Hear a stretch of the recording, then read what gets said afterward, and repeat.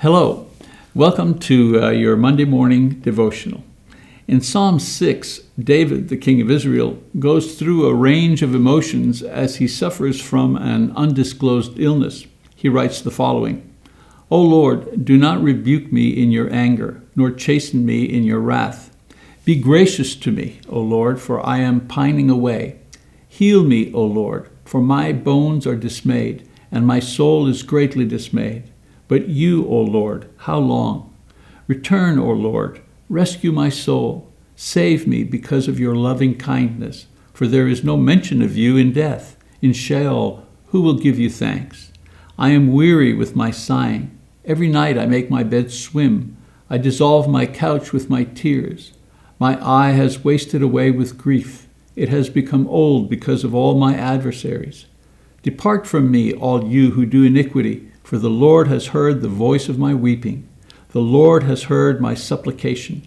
The Lord receives my prayer. All my enemies will be ashamed and greatly dismayed. They shall turn back. They will suddenly be ashamed. That's Psalms 6, verses 1 to 10.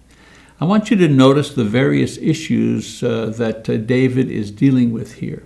In verse 1, fear, because he thinks that his suffering is some kind of punishment from God because of his sins. In verses 2 and 3, impatience, because he prays for healing, but healing does not come, and he asks impatiently, how long will I have to suffer? In verses 4 and 5, bargaining. He promises to continue worshiping God if he is healed. He reminds God that if he dies, he will not be able to give thanks anymore. In verses 6 and 7, depression. He complains that nothing he does brings satisfaction. He is reduced to weeping and despair. There seems to be no hope. In verses 8 and 9, joy. Suddenly he is cured and restored and feels vindicated and relieved that God has heard his prayers at last. And then finally in verse 10, confidence.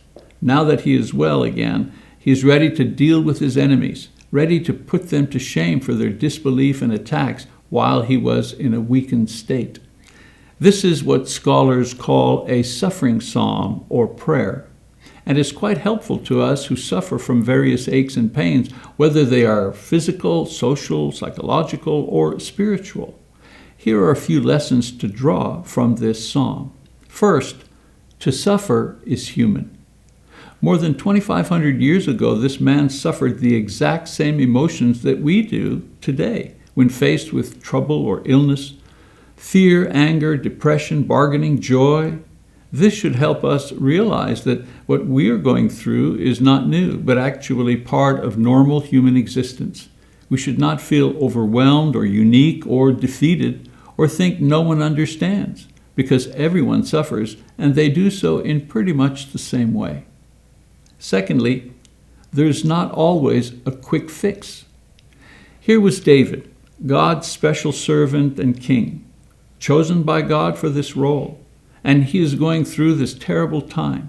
You see, the severity and length of our suffering is not due to our favor or disfavor with God.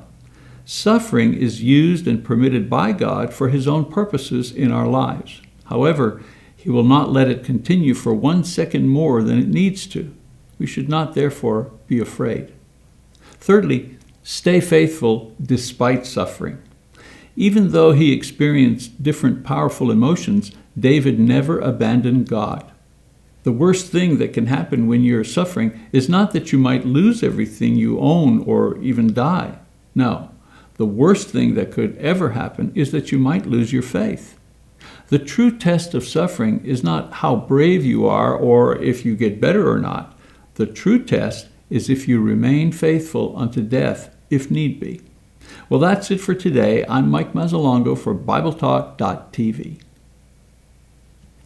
Discussion questions. Number 1.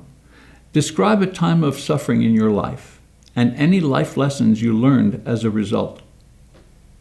Number 2. What is the most difficult part of suffering for you? How do you manage this? Number 3. Recount the ways you helped another in their time of suffering.